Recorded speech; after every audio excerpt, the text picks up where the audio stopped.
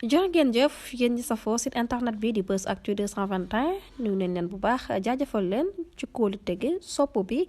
ak topp bi nga xamante ne rek yi nag ñu koy topp bu leen fàttee abonné di bës cloche de notification yi ngir mën a am yeneen i info mati mbégte ak balneex saa su nekk rek di ànd ak yéen ci seen chaîne bi di Buzz Actu 221 nuyu nañ leen bu baax jaajëfal leen ci teewlu bi ak topp bi nga xamante ne rek ni ñu koy topp saa su ne di fi man di taataane xibaar yi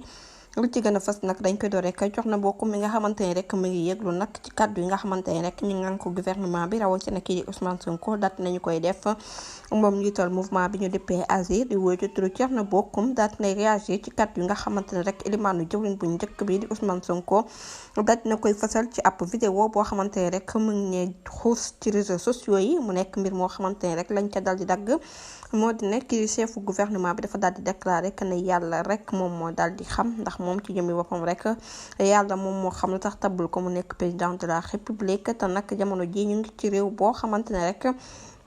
am na ci ñenn ñoo xamante ne rek dañoo war a noppi maanaam daal bu ñuy wax dañoo war a noppi di ay kàddoom kàddu yu nu mel nag ñu daal di koy fësal niki tey ci altine ji moo waral Thierno Bocoum daal di yëkkati kàddoom nag ne déclaration bi nga xamante ne rek ilimaanu jawriñ bu njëkk bi di Ousmane Sonko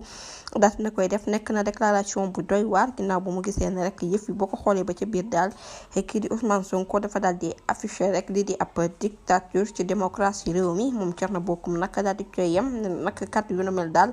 lam ca daal di gis moo di ne nag kii di Ousmane Sonko dafay daal di jaay doole te nag warul bett kenn ndax moom ci jëmmi boppam rek gis nañ nag li nga xamante ne rek moom la daal di def waaye nag du hasard bu fekkee ne rek dafa daal di multiplier rapprochement ci régime militaire bu AES ak parti communiste bu chinois di déclaration bi nga xamante ne daal dina koy def bu ñu sukkandikoo nag ci ancien député bu woon la mu daal di xam ne rek ci révélation yi nga xamante ne Ousmane Sonko daal dina koy def mel na ne rek moom ci jëmmi boppam daal ki nga xamante ne moom mooy Bassirou Diomaye Diakhar Faye doyul ko di ay kàddoom waaye nag heureusement réew bu Sénégal li nga xamante ne moom mooy yàlla mi ngi fi te nag mi ngi ñu fi nekkal ndaxte tànneef bi nga xamante ne daat na koy def waaye dafay daal di wan ne rek moom ci jëmmi boppam rek bu nekkoon président de la république konoon nag dina doon doxale leneen waaye nag kaddu yu nu mel jógewul ci kenn rek ku dul premier ministre di kaddu yi kii di Thierno Bocoum du ñàkk dinañ ci ñëwaat ci yeneen jotaay xabaar jërë ngeen jëf ci ànd bi bu leen fàtte di abonné di bës cloche de notification yi ngir dara bañ leen raw